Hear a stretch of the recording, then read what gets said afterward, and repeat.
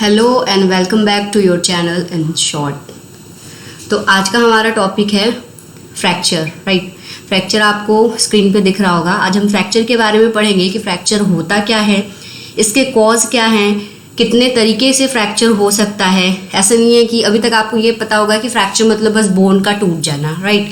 लेकिन ऐसे बहुत से ऐसे तरीके हैं या टाइप्स ऑफ फ्रैक्चर हैं, ठीक है, जो होते हैं। नेक्स्ट बात करेंगे पैथोफिजियोलॉजी की, ठीक। नेक्स्ट बात करेंगे उसके सिम्टम्स की और प्रिवेंशन और ट्रीटमेंट की, राइट। और एक और बहुत ही मोस्ट इम्पॉर्टेंट चीज़ कि इस कोरोना पेंडेमिक में आप जानते ही हैं क्या हाल हो रहा है और किस तरीके से आगे की सिचुएशन हो रही है। तो इसलिए उसको देखते हुए आप घर पे रहिए, सुरक्षित रहिए और दूसरों को भी सुरक्षित करिए, ठीक है। ऑनलाइन क्लासेस अवेलेबल हो रहे हैं, आप उनको फॉलो करिए, उनको देखिए, राइट। तो आज का टॉपिक हम स्टार्ट करते हैं फ्रैक्चर, ठीक। फ्रैक्चर क्या है? फ्रैक्चर वो कंडीशन है, फ्रैक्चर वो एक मेडिकल कंडीशन है जिसमें हमारा बोन जो होता है वो क्या हो जाता है? ब्रेक हो जाता है, मतलब टूट जाता है। प्लस सिर्फ टूटना इज नॉट अ फ्रैक्चर, अगर बोन में क्रैक आ गया it's also a types of fracture, right. तो फ्रैक्चर क्या है?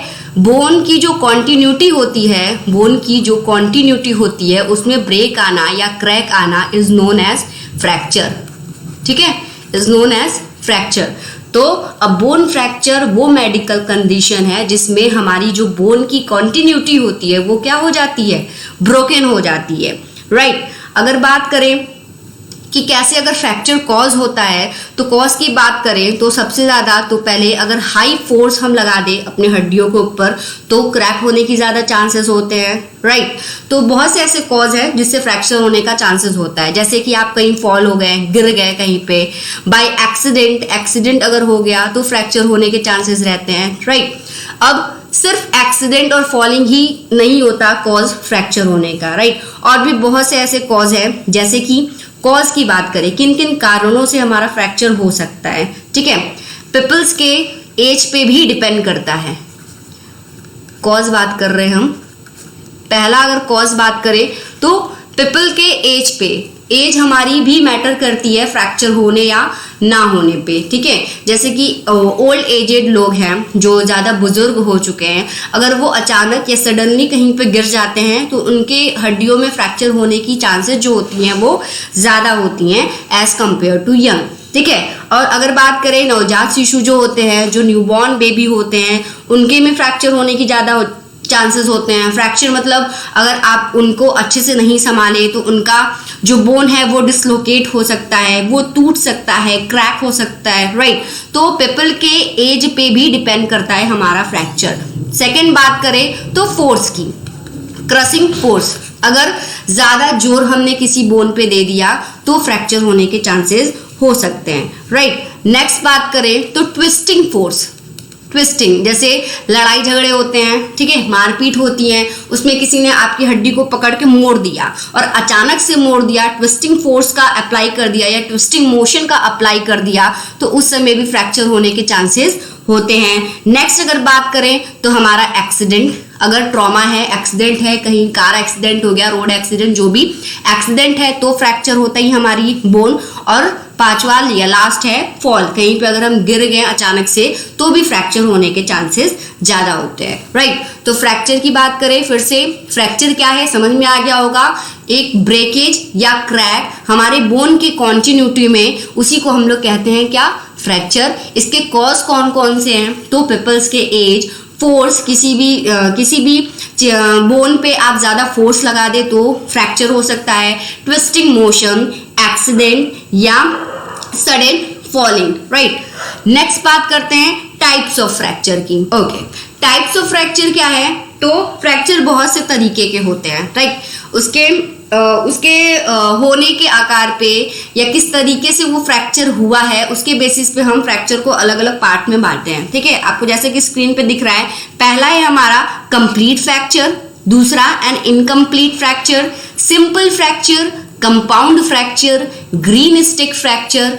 स्पाइरल फ्रैक्चर और कॉम्प्रेशन फ्रैक्चर। ठीक है, ये सारे टाइप्स ऑफ फ्रैक्चर है। अब हर एक फ्रैक्चर में होता क्या है? कंप्लीट फ्रैक्चर में क्या होता है, जैसे कि नाम से ही डिनोट हो रहा है कंप्लीट, किसी भी हमारे बोन के स्ट्रक्चर में कंप्लीटली अगर वो दो पार्ट में डिवाइड हो गया तो वो फ्रैक्चर हमारा कहलाता है क्या? Complete fracture. A break across the entire cross section of the bone is known as complete fracture, right. Incomplete fracture में क्या होता है कि बोन का एक पार्ट फ्रैक्चर में, एक पार्ट जो होता है वो फ्रैक्चर हो जाता है, राइट। एक पार्ट जो होता है वो ब्रेक हो जाता है। इनकम्प्लीट फ्रैक्चर में क्या होता है कि बोन का एक पार्ट या only one part of the cross section of bone is break. ठीक है, कोई बोन का है, कोई बोन है हमारी, उसका अगर वन क्रॉस सेक्शन फ्रैक्चर हो जाए तो उसको हम लोग कहते हैं क्या? Incomplete fracture, right. Simple fracture क्या होता है? सिंपल फ्रैक्चर वो फ्रैक्चर होते हैं जो कि इंटरनली फ्रैक्चर होते हैं, जो स्किन के बाहर हमारे नहीं आते हैं, राइट। जैसे कि ये हो गया हमारा बोन और इसको हमारे स्किन ने कवर अप किया है, राइट। यहाँ पे है मसल्स, ये मसल्स हो गए। तो फ्रैक्चर बोन में हुआ है लेकिन वो स्किन के बाहर अगर नहीं आया है तो उसको हम लोग क्या कहते हैं? Simple fracture. और कंपाउंड फ्रैक्चर में क्या होता है कि यही बोन टूट के अगर स्किन के बाहर आ जाए तो इसको हम लोग कहते हैं कंपाउंड फ्रैक्चर, राइट। अगर इंग्लिश में बात करें तो सिंपल फ्रैक्चर क्या है? It is one that does not cause a break in the skin. वो फ्रैक्चर जो कि स्किन में कोई ब्रेकेज ना करे उसको कहते हैं सिंपल फ्रैक्चर। और कंपाउंड फ्रैक्चर की बात करें तो it is one in which the skin और mucous wound exit to the fracture bone, जिसमें स्किन जो होता है या म्यूकस जो होता है वो बोन के थ्रू बाहर आ जाते हैं, राइट। उसको कहते हैं हम लोग कंपाउंड फ्रैक्चर। नेक्स्ट बात करते हैं green stick fracture. Green stick fracture मतलब क्या? जैसे कोई ग्रीन स्टिक लीजिए और उसको तोड़िए तो उसमें क्या होता है, जैसे कि वो टूट जाता है लेकिन उसका एक साइड जो होता है वो लचीला हो जाता है, वो टूटता नहीं है लेकिन वो स्टैंड रहता है, लचीला होता है, एक साइड टूट, ठीक है। उसी को कहते हैं green stick fracture. A fracture in which one side of the bone broken while the other is bent, जो कि सिर्फ बेंट होता है, टूटता नहीं है, और दूसरा साइड टूट जाता है, like a green stick is known as green stick fracture. Next बात करें स्पाइरल फ्रैक्चर की, तो इसमें क्या होता है, अगर बोन में स्पाइरली कोई फ्रैक्चर हुआ है तो उसको कहते हैं हम लोग क्या? Spiral fracture. कॉम्प्रेशन फ्रैक्चर की बात करें तो ये कैसे होता है? कॉम्प्रेशन फ्रैक्चर की बात करें तो जैसे कि कॉम्प्रेस करना, किसी चीज को पुश करना, ठीक है। तो अगर आप फोर्सफुली किसी बॉडी को या किसी बोन को फोर्सफुली आप पुश किए और वो टूट गया तो वो हमारा आता है कॉम्प्रेशन फ्रैक्चर में, जो कि कॉम्प्रेस के द्वारा टूटे, उसको कहते हैं हम लोग क्या? Compression fracture. The fracture caused by compression, right, the act of pressing together, ठीक है, उसको हम लोग कहते हैं कॉम्प्रेशन। इसमें ज्यादातर हम लोग वर्टिब्री को लेते हैं, जैसे वर्टिब्री को लेते हैं, जैसे सीपीआर दे रहे हैं आप, या आप किसी को मार दिए, धक्का दे दिए, या वो बहुत ऊंचाई से पेट के बल गिर गया, सीने के बल गिर गया, तो उसकी जो वर्टिब्री है, जो रिब्स की हड्डियां हैं, वो कॉम्प्रेस के कारण टूट जाएंगी, उसको हम लोग कहते हैं क्या? Compression fracture. तो इतने तरीके के फ्रैक्चर होते हैं, होप आपको समझ में आया होगा। Complete fracture, incomplete fracture, simple fracture, compound fracture, green stick fracture, spiral fracture और कॉम्प्रेशन फ्रैक्चर। नेक्स्ट बात करते हैं पैथोफिजियोलॉजी की। ओके, नेक्स्ट बात करते हैं पैथोफिजियोलॉजी की। तो किन कारणों से होगा? ड्यू टू एनी एटियोलॉजी या क्रशिंग मूवमेंट, किसी भी क्रशिंग मूवमेंट से फ्रैक्चर होने के चांसेस होते हैं, राइट। और fracture occurs muscles that were attached to bone are disturbed. Fracture तब भी हो सकता है जब जो मसल्स, जो भी बोन के इर्द गिर्द हमारे मसल्स हैं, वो क्या हो जाएं? डिस्टर्ब्ड हो जाएं, राइट, डिस्टर्ब्ड हो जाएं, तब भी फ्रैक्चर होने के चांसेस ज्यादा होते हैं। नेक्स्ट बात करें, proximal portion of the bone remains in place. अगर प्रॉक्सिमल पोर्शन जो है टुवर्ड द ट्रंक वाला जो पोर्शन है, अगर वो रिमेन रहे या अपने प्लेस पे रहे और डिस्टल पोर्शन जो है वो डिस्प्लेस्ड हो जाए तो भी फ्रैक्चर होता है, राइट, तो भी फ्रैक्चर होता है। तो ये है इसके पैथोफिजियोलॉजी, राइट। नेक्स्ट बात करते हैं सिम्टम्स के। फ्रैक्चर के सिम्टम्स क्या हैं,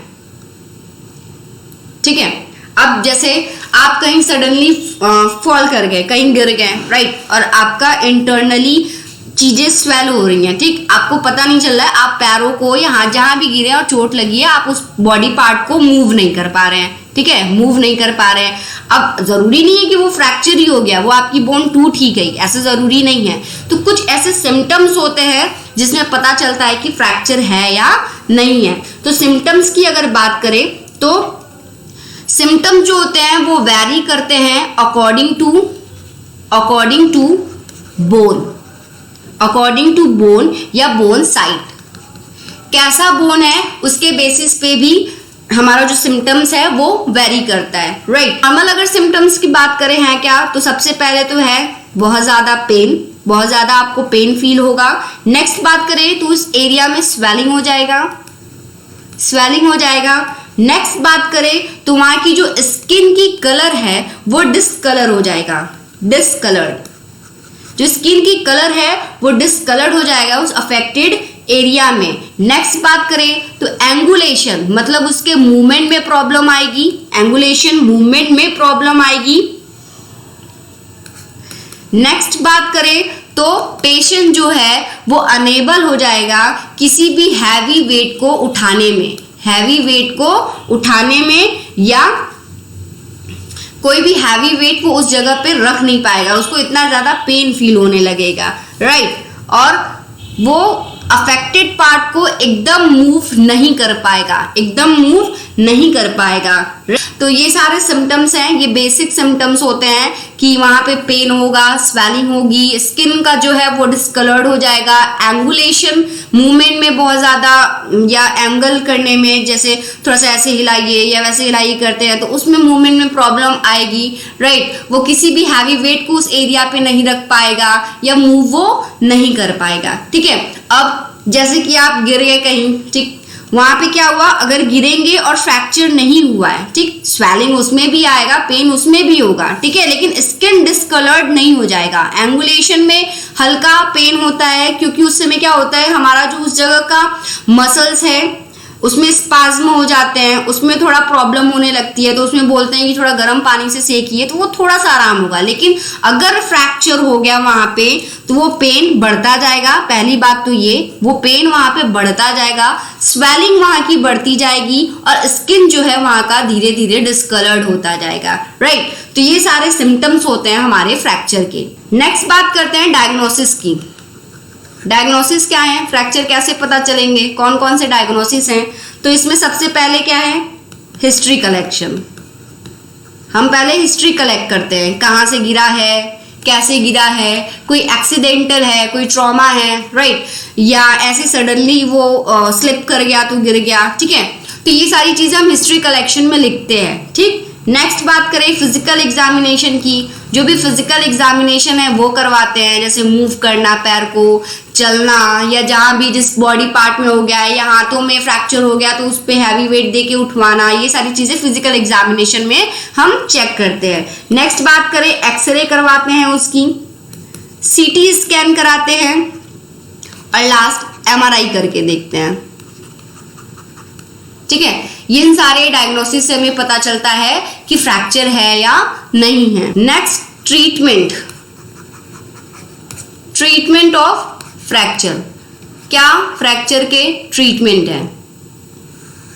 ट्रीटमेंट ऑफ फ्रैक्चर की बात करते हैं तो इसमें सबसे पहले आता है, क्या आपको पता होगा, अगर फ्रैक्चर है किसी को तो हम सबसे पहले क्या सजेस्ट करते हैं, इमोबिलाइजेशन। जिस भी बॉडी पार्ट में हमें फ्रैक्चर हुआ है, जिस भी बोन में फ्रैक्चर हुआ है, हम उस बोन को क्या कहते हैं कि आप उसको हिलाइए एकदम नहीं, उसको एकदम hilaइए मत, वो जिस तरीके से है उसको वैसे ही रहने दीजिए। इमोबिलाइजेशन ट्रीटमेंट में सबसे पहले आता है, राइट।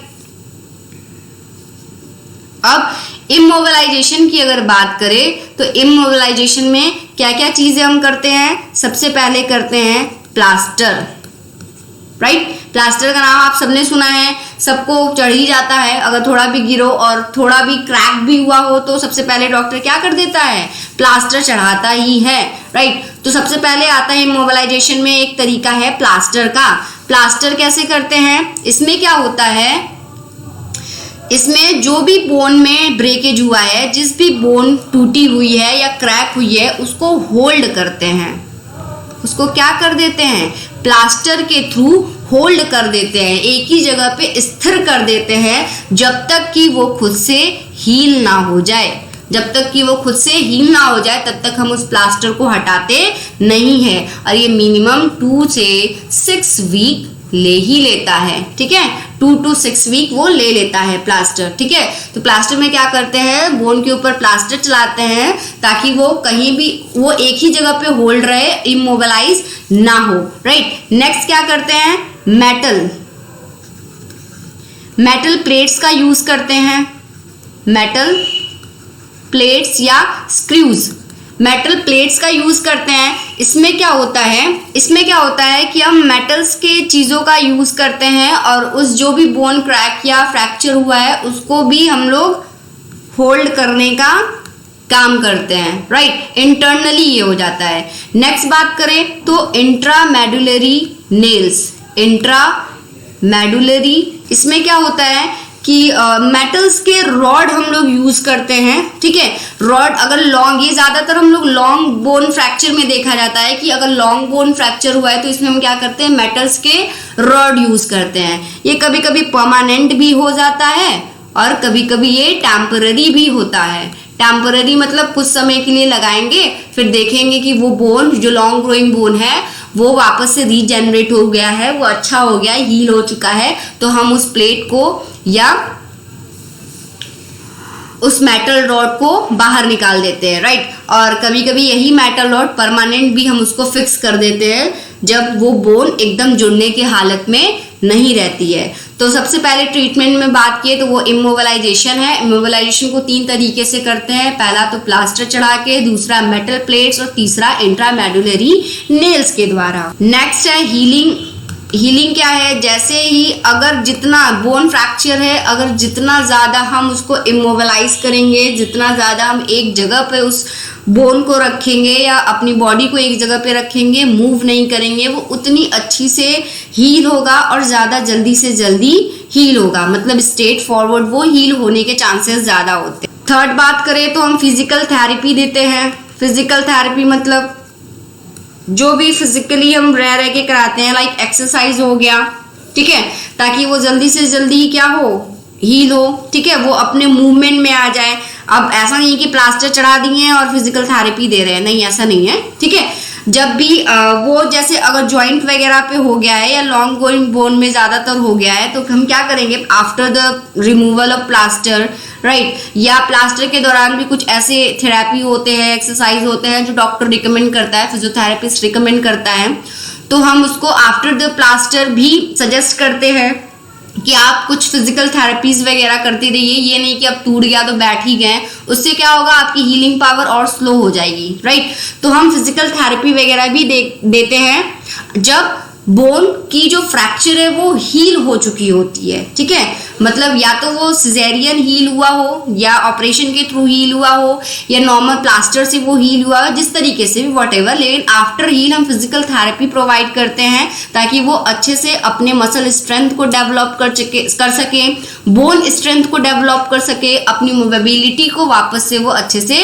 ला सके। तो इसलिए हम फिजिकल थेरेपी रिकमेंड करते हैं, राइट। लास्ट सर्जरी भी हम रिकमेंड करते हैं। सर्जरी में क्या होता है कि अगर बोन पूरे तरीके से टूट गया है तो हम क्या करते हैं, प्लास्टिक सर्जरी के थ्रू उसको रिमूव करके हम नया मेटल्स के जो परमानेंट कभी कभी हो जाते हैं और टेम्पररी भी लगाते हैं, तो हम वो सजेस्ट करते हैं, राइट। नेक्स्ट और लास्ट है प्रिवेंशन। हर चीज़ का प्रिवेंशन है, तो अगर आप फ्रैक्चर नहीं चाहते हैं या बोन स्ट्रेंथ को कमज़ोर नहीं होने देना चाहते हैं तो प्रिवेंशन में सबसे पहले क्या आता है, विटामिन डी। अच्छे से विटामिन डी को लीजिए, vitamin D, milk, right, milk, cheese, yogurt, जो भी विटामिन डी के सोर्सेज हैं वो आप अच्छे से लीजिए, राइट। सेकेंड की बात करें तो न्यूट्रिशन लीजिए अच्छे से, न्यूट्रिशन या सनलाइट, ये सारी चीज़ें हमारे बोन स्ट्रेंथ के लिए बहुत ही ज़्यादा ज़रूरी होती हैं। और हमेशा हम फिज़िकल एक्टिविटीज़ करते रहिए, फिज़िकल एक्टिविटीज़।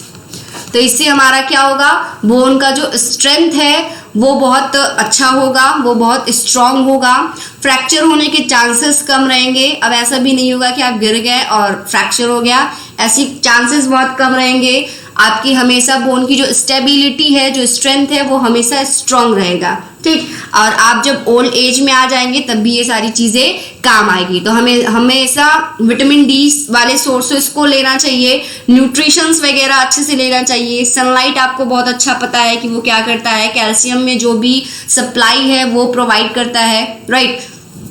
तो विटामिन डी के सोर्स को वो बढ़ाता है, राइट। और फिजिकल एक्टिविटीज़ हमेशा हमें करते रहना चाहिए, ठीक है। तो ये है हमारे प्रिवेंशन